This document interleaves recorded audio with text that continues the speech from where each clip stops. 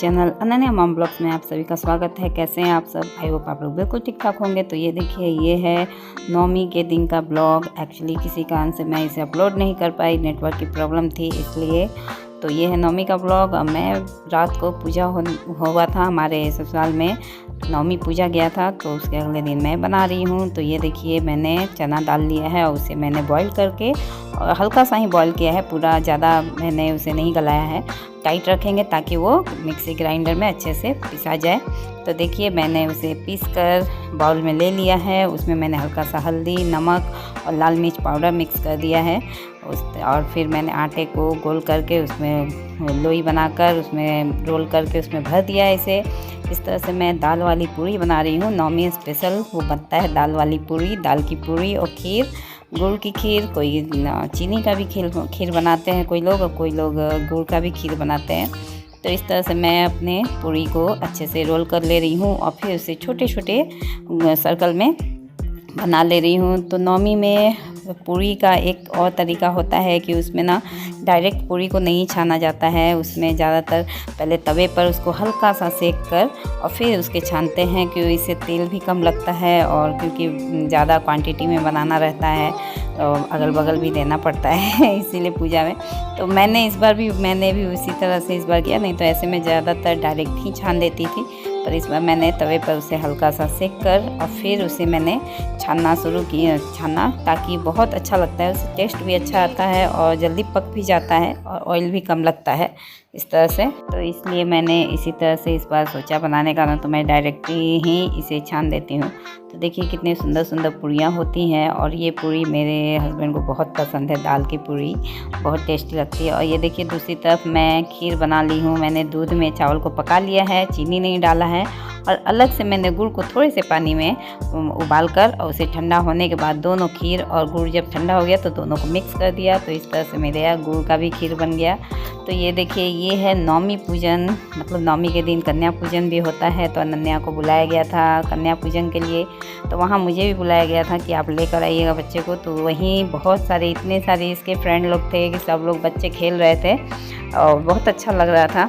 और उनके घर दो बड़े बड़े डॉगी भी थे। ये देखिए, माता रानी का मंदिर है, यहाँ पूजा हुआ था, हवन सब हुआ था। और उनके घर एक तोता भी था, बहुत बोलता था, बहुत प्यारा से मिट्टू मिट्टू मिट्टू बोलने पर बहुत अच्छे से बोलता था, जो बोलते थे वही। और उसके बाद उनके पास दो डॉगी भी थे, बहुत बड़े बड़े थे डॉगी, बड़े बड़े थे, इसलिए उसको रूम में पैक करके रखा गया था बच्चे के कारण। और इधर देखिए, भोग का हलवा बन रहा है, सूजी का हलवा, खीर बन चुका है और चना भी भुन चुका है, मतलब चना का घुगनी तैयार हो चुका है। और इधर से बन रहा है हलवा सूजी का। तो सूजी को घी में फ्राई कर दिया गया है, उसके बाद उसमें चीनी डालकर और फिर उसके ऊपर से हम लोग पानी डाल रहे हैं।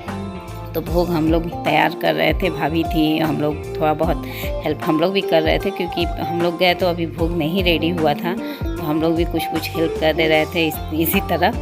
तो इस तरह से ये देखिए, खीर, घुगनी और हलवा तीनों रेडी हो गया।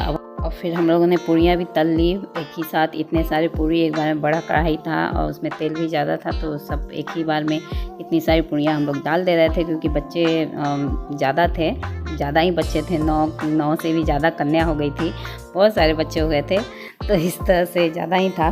तो ये देखिए, ये आंटी की बेटी है, वही फास्टिंग की थी 9 दिन का व्रत। तो सारी कन्याओं का पैर धोकर, उसे पोंछ कर सारी कन्याओं का पैर पोंछ रही हैं, धो रही हैं। तो पहले यही होता है कि कन्या का पहले पैर धोया जाता है, उसके बाद पोंछ कर और फिर उस पर आलता लगाया जाता है, ताकि अच्छे से सूख जाए। अगर पैर गीला रहेगा तो आलता भी फैल जाएगा। तो ये देखिए, वो आलता लगा रही हैं सबको पैर में। ये भैरव बाबा हैं, बगल में जो लड़के हैं, उधर 9 कन्याएं बैठी हैं और जो एक्स्ट्रा कन्या थी इधर बैठी है। उसके बाद फिर कन्याओं को चुनरी चढ़ाया गया, टीका करके फिर चुनरी चढ़ाया गया सबको, चुनरी और गोटा जय माता दी का जो पट्टी होता है वो बांधा गया चुन्नी के ऊपर से ही। तो इस तरह से कन्या लोग को सजाया गया, बहुत अच्छी लग रही थी सारी कन्या, और बिल्कुल लग रहा था जैसे कि माता रानी ही आ गई हैं धरती पर। इतनी क्यूट बच्चियां लग रही थी सब। देखिए, अनन्या को बहुत प्यारी लग रही थी सारे बच्चे। ये देखिए, सारे लाल लाल चुन्नी ओढ़े हुए बच्चे बहुत क्यूट लग रहे थे। तो इस तरह से फिर हम लोग ने प्रसाद सबको दिया, हलवा, पूरी, घुगनी, खीर, मिठाई, फल सब प्रसाद थे बच्चों के लिए। तो इस तरह से बच्चों ने खाना शुरू किया, कुछ कुछ बच्चे खाए भी, कुछ कुछ छोड़ भी दिए इस तरह से। तो चलिए फ्रेंड्स, एंजॉय कीजिए माता रानी का ये ब्लॉग, बहुत ही अच्छा लग रहा था कन्या पूजन का ब्लॉग। तो चलिए एंजॉय कीजिए। मैं भी बहुत मैं कभी इतने विस्तार से कन्या पूजन नहीं देखी हूँ। मैं जब छोटी थी दूसरे के घर खाने जाती थी तभी का मैं देखी हूँ, क्योंकि मेरे घर माँ तो मेरी मम्मी करती हैं कन्या पूजन, फास्टिंग करती हैं पर कन्या पूजन नहीं करती। एक्चुअली बच्चे कम रहते हैं इसीलिए, और इधर के जो बच्चे हैं वो एक्चुअली बच्चों के लिमिट में ही चुनरी आई थी, पर बच्चे ज़्यादा हो गए तो बाद में फिर दोबारा हम लोग को चुन्नी मार्केट से मंगवाना पड़ा और सारे बच्चों को दिया गया, लगाया गया, इसीलिए थोड़ा सा वो लोग को लेट से चुन्नी मिला। तो फ्रेंड्स, इस तरह से माता रानी का हो गया पूजन। लास्ट में प्रसाद देकर इन लोगों की विदाई कर दी गई, प्रसाद और प्रणाम करके पैर छूकर।